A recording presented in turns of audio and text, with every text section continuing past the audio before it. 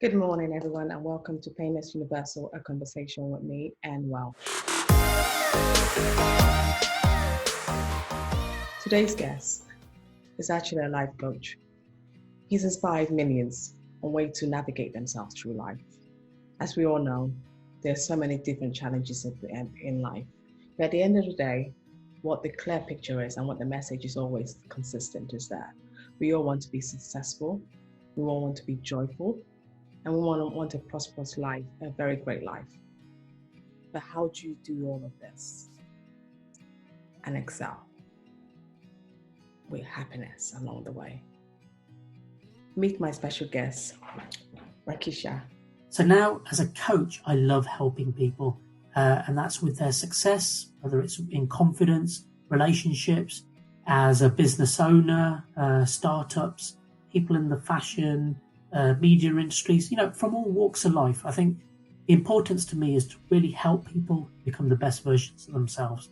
And the reason I do that is I think I do genuinely love helping people, and I'd love to help as many people as I can, but I can't realistically do that. So I think by coaching people to become better, they in essence become better human beings, and therefore they're able to help more people as well. So I'd like to say I want to change the world one coaching session at a time. Welcome again to Painless Universal Conversation with myself, Anne.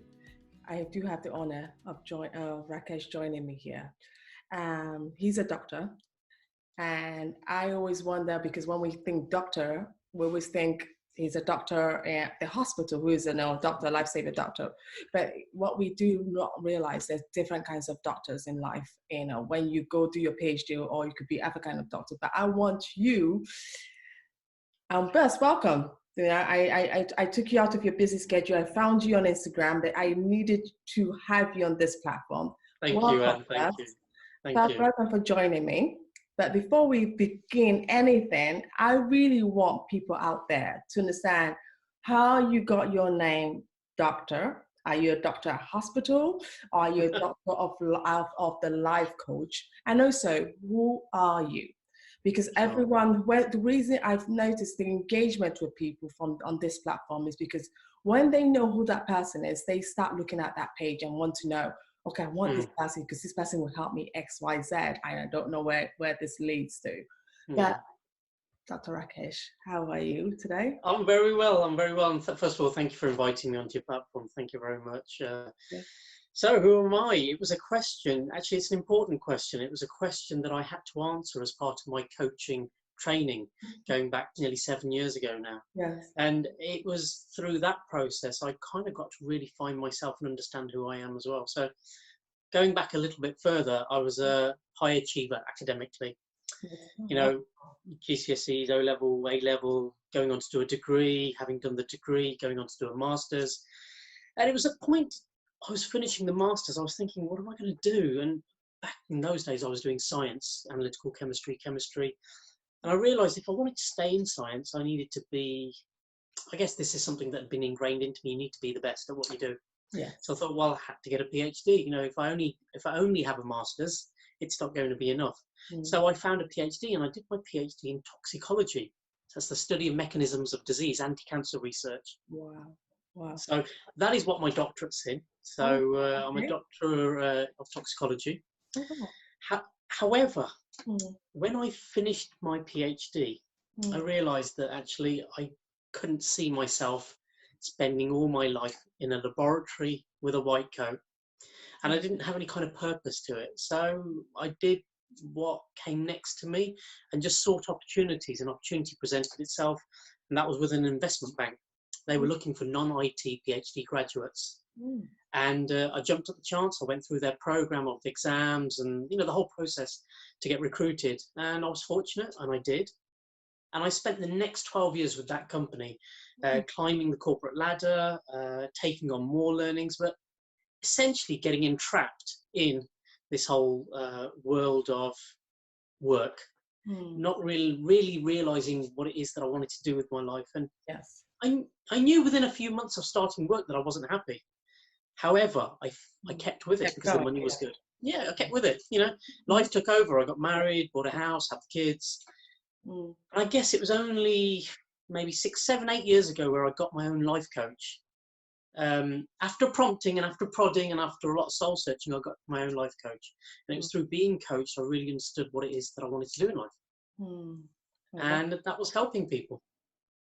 And where did that calling come from? That helping people calling? Because for me, helping people came from my own invisible illness, and I just had that, and automatically seeing other people suffering like the way I was suffering, I made it a point of my duty to actually reach out and help more. But in your case, where would you say that calling came from?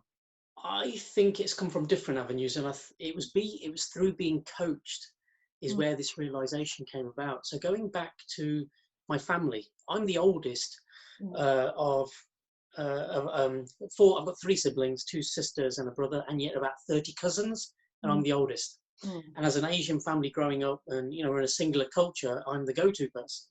People come to me and ask for help and advice, and they still do. So that was the one part. Then when I was doing my PhD, I was also looking after the pastoral care of undergraduate students. So I was that point of helping people, being empathetic, and really helping them through challenges of an undergraduate life. And then as I started my corporate career, I realized I very quickly became a manager. So I had teams under me, and I found that I was always developing people, getting people promoted, and really making sure and looking after my staff more than probably any other managers I knew at the time. So it's through being coached I realized that actually a duty of care is something that I've always done, because it's probably just been inbuilt into me. So it was that realization that actually these are the things that I've always enjoyed out of life as well. Not always the technical bits, not always the praise that I got because of the academic achievements, but being able to help people. And I thought, well, being a coach is just the natural progression. Wow, that is absolutely. So when did you, once you made that decision to leave the corporate world to start this organization, was there a bit of fear in you about leaving this, your steady 9 to whatever time the job is done, and now you're going to something that never ends? The job is constant, you're constantly out there reaching out. Was there fear in you that told of you when you were starting this organization? Or did you just go ahead and do it? So I have been coaching formally now for, I think, 6 or 7 years now. And I only left my corporate job at the beginning of last year, so over a year ago. So I was actually running my coaching practice alongside my permanent role because of that real reason. There's a certain standard of life. I had bills to pay, family to look after, mortgage to pay. I couldn't, just leave that as much as I wanted to, as much as I'd realized my calling. Thankfully my boss was a good friend. My friends within the company said, Rakish, you can't do that. You've got responsibilities. And I understood that. So I carried it on, and I grew my network. I grew the work so that when I did leave, I knew that this was the right time to leave. That's true. And that helped. That really helped. So I was in a very privileged and fortunate position. I was able to do that. Not everybody can be in that situation, but thankfully I was. That doesn't make it any easier, though. So this past year has been challenging, and especially in the past few months, even more so. My faith has been questioned. Do I go back to what I was doing? And because it has been challenging. However, I've got full faith that what I set out to do, and that's to help people. People are going to need more help, more than ever. And I think that I'll come out of this stronger than ever before. I think so as well, especially with light of everything. So today's topic we really wanted to talk about, which is something you've been talking at, even I think it's even on your Instagram hashtag, when someone goes in your page, which is the Claire Coach, by the way, is how to be more joyful, successful, and confident, and excel at life. And I read this, I just love that, because there's 3 major words in there. There's the joyful, there's the successful, and confident, and you excel at life. I just love that. I think it's really touches a lot whoever listens to that quote. But for you, how did you get that thought to write that quote? Because that's such a meaningful thing. A lot of it came back, and I think this is a coach's journey. We have ideas, anybody gets qualified in anything, they've got an idea of what they want to achieve, what they want to become. And as a coach, I went into it thinking, I want to help people. I started helping people. But it was only through feedback and understanding what it was that people got out of me helping them, and also what I got from helping people, that those definitions came out. So it was when I speak to my clients, I ask them, well, after we finished our coaching relationship, how do you feel? Rakish, I feel so much happier. I'm so more joyful. I feel confident. Obviously, I've achieved success. So these are the words my clients give back to me.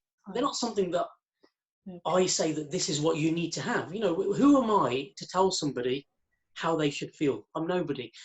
It's what they want to feel. It's how they feel when they've worked with me. I think that's key. So what would you say if someone signs up for your life coach? What would I expect? What would you expect? What stages do you go through with me? Would just of course in general? No, I'm not saying to give us everything, but just no, of course. Yes. I'll give it. So the brief thing is, that we always have an introductory chat. I need to have a chat with that person so they get to see me for real.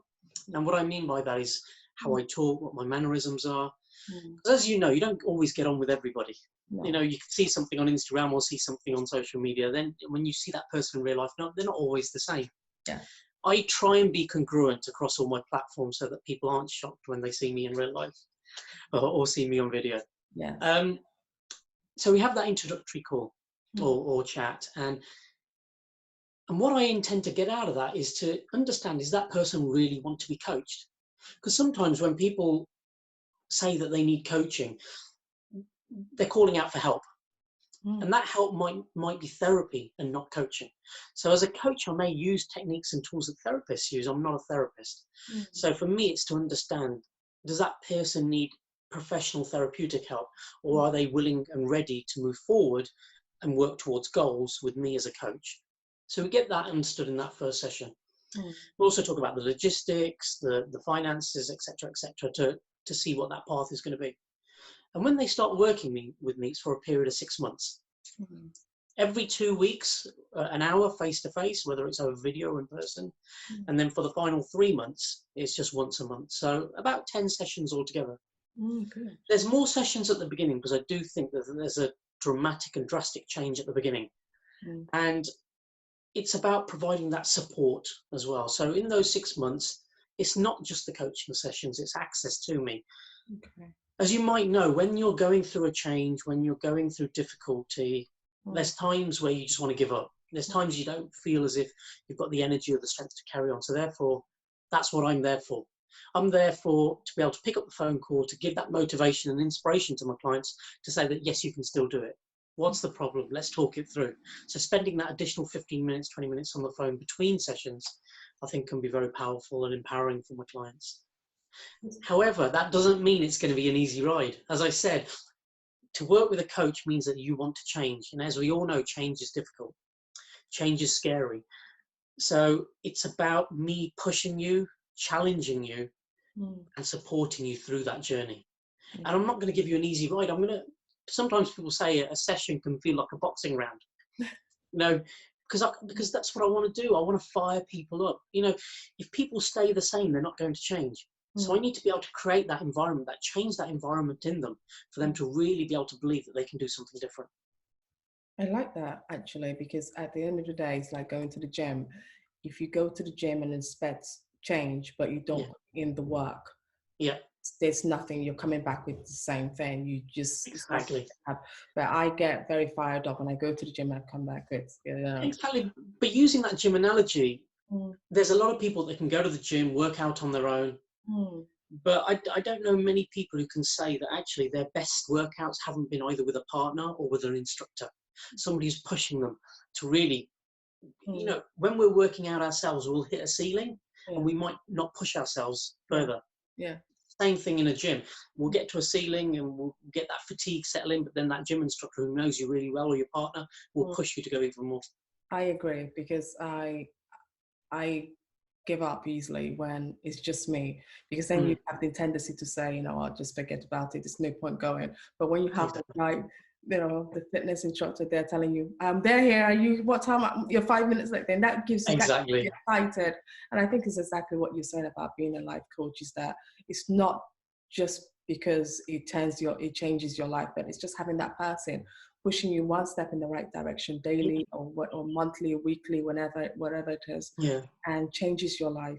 I'm Of course. thinking, okay, someone with so okay, some people might have, like now with the financial stress now, so many people are stressed up with what's going on with the world, probably lost their job, so they're going through pain, or Of they're going course. through divorce pain, even that, in fact it could be all sorts of pain going on right now. If someone comes to you now, what stories what ways do you think we could find joy along this Of way course. in this Of course. difficult time? So the one thing as a coach, when we're trained as coaches, we say that we have to work with the whole person. So what I mean by that is that I can only take on a person who has the resources in themselves to move forward. We're in a situation right now where people may not be at that point. Because people say, oh, Rakish, coaching is really good now because you can help people. But no, I think really that's a better job for a therapist, to get them to a good level. And then I take them from good to great to better, or, superstar. Yeah. However, I think it'd be very dismissive of me if I couldn't help. So you're right. And what I say to people is sometimes it's about acceptance, and just doing the simple things. And I think this situation has allowed us to really reevaluate our lives, to think that actually we don't need to be chasing after everything that we've always chased after. Sometimes it's about taking a step back. Simple as just breathing, taking some exercise, eating well, taking a walk, just the little things. Okay, they don't take your problems away. And somebody said to me once, I'm a mindfulness practitioner. Somebody said to me once, oh, Rakish, if I do mindfulness, am I going to be happy? I said, no. What mindfulness will allow you to do, as with everything else I've just talked about, it allows you to make better choices. Nothing's going to fix your problems other than you.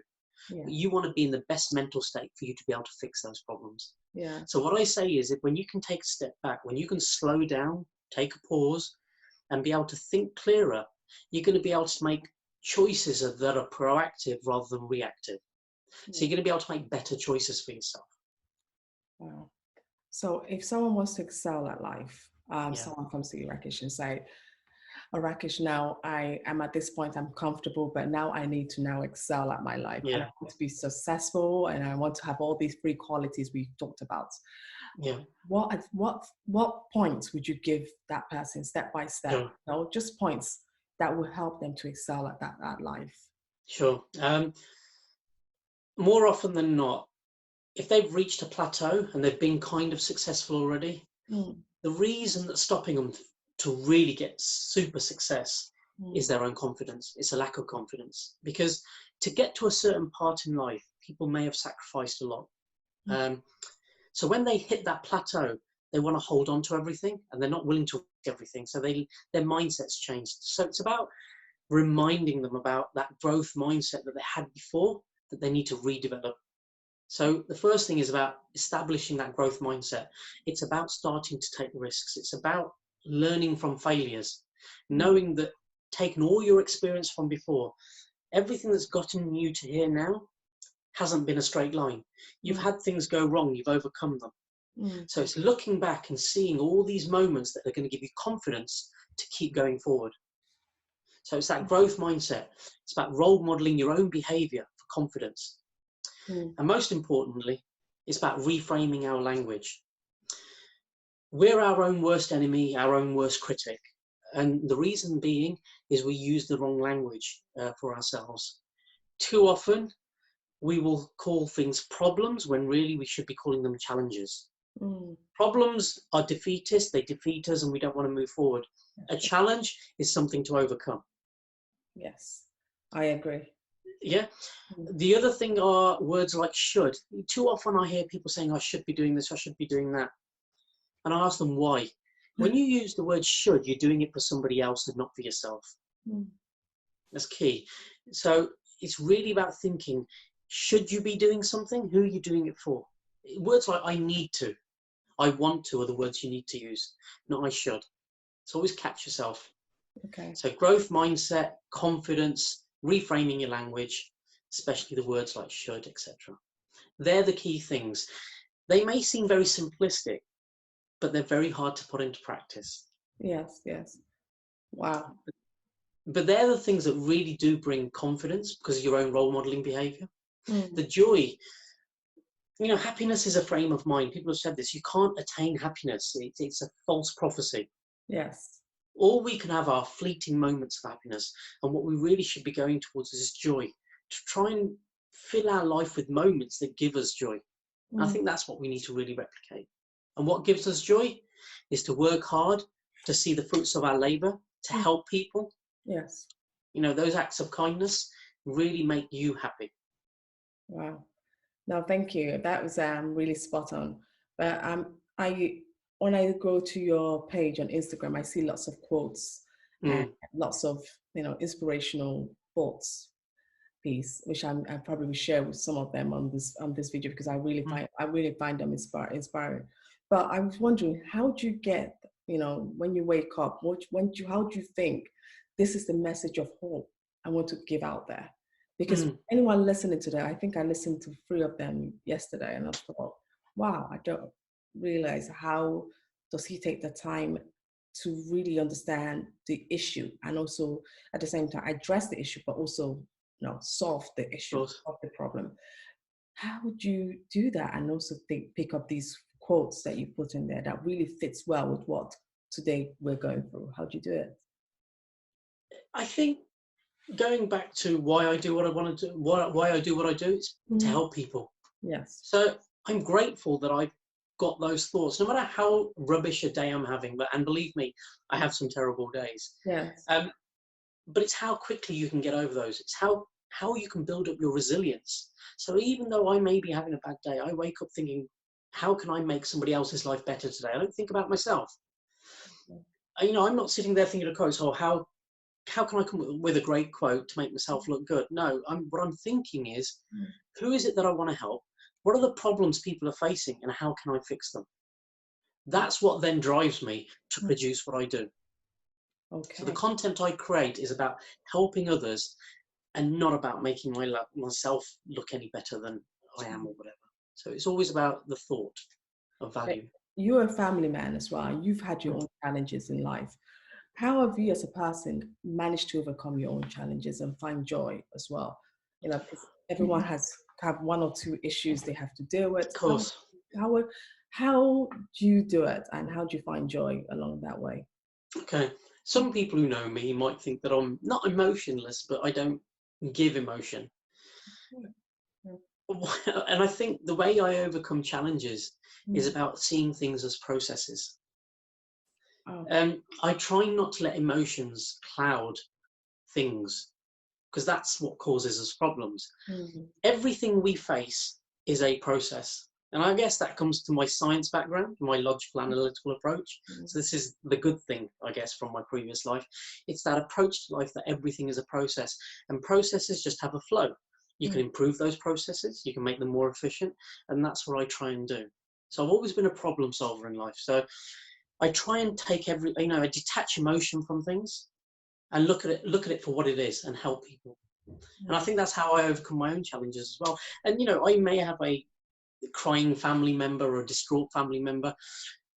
And I guess it's about developing your emotional intelligence, developing that empathy, where, yes, you can be caring and understanding, but also about being able to move people forward with a process. Oh, wow. Okay. And now, in light of everything going on with COVID, you've touched briefly on it, saying you're thinking about, what next. But I would like to know what next for the Clear Coach. Where do we find your page, and how do we get more involved with your work? Yeah. And anyone out there who's just listened to your conversation, listen to what you've said, because as much as there might be job for therapists, but I think there are more jobs for the life coach right now because people are confused. People don't know what the next step is. People might even have it might be investments. They just don't know what to do with life. You just like, let's just stay here. Where do we find you? How do we get in touch? And what next for you? Anyway. Sure. So I'm known as the Clear Coach. So the Clear Coach across all social media platforms, predominantly on Instagram and LinkedIn. And they're the 2 channels. But I am on Facebook and Twitter. But I don't actively use those. And so that's where you can find me. And what's next for me? I guess right now, people, Simon Sinek's book, Start With Why. So people understand their why. So a lot of people understand their why. And so you need to reach your why and do it. It's about understanding what you do and how you do it. And whilst this COVID has gone on, people have had to change their whats and their hows. And some people have continued to do things how they've always done them, but what they're doing is different. So they may have always been into sales, but they're now maybe selling different things. And with me, and I was thinking about this morning when I was doing my run. I love running, and it gives me time to think. And I was thinking about that exact thing. What am I going to be doing differently? My what isn't going to be different. I will always coach. I think the how will change. And the how is now changing because I'm creating more video content. I'm a lot more active on social media because I'm maybe not meeting as many people in person as I was before. Yeah. So for me, my why is still the same, why I'm doing my coaching. What I'm doing is still the same, which is coaching. I'm not going to change that. I'm not going to go and run workshops. I'm not going to do talks and presentations, etc. My how will change. How I do the coaching will be changing. And I think that's what's different for me going forward. So anyone looking for you could definitely find you on Instagram and LinkedIn, but Facebook and Twitter, that not so much. Not so much. They're there, but I don't use them as actively. No, because that's where I found I go to your page on Instagram because it's really no, your messages are clear, and I think in this day and age, is this new world which they call it, no one knows. But I think the only thing I do know is that people would need more and more coaching because a lot of we're living in a world of uncertainty right now, and uncertainty is a big fear for anybody. The fear of the unknown, that fear of change. Yes. People are scared right now, and I think everything that they can have. I offer so much content just freely, videos, advice that I want people to have. It's all freely available on Google. What I try and do is digest it to manageable pieces for people just to consume and hopefully just feel better about themselves when they do. Well, Dr. Rakish, I'm absolutely delighted you were able to join me this morning and share your thoughts, please, about what you do and what the true meaning of life, how to excel in life, but at the same time still be joyful, successful, and have all those qualities to go with it. Any final message before we close the discussion? No, well, just to say thank you once again. Thank you for inviting me onto your platform, just to being able to talk. And I think the more people I can get in front of, the more people I want to be able to help, because I do think coaching can really help transform the world. I'm not going to be able to do that on my own, but I do think that if I can coach people to make them better human beings, they're going to be able to go out and make our world better. So I think that we can change the world a coaching session at a time. Thank you so much. Thank you. Thank you.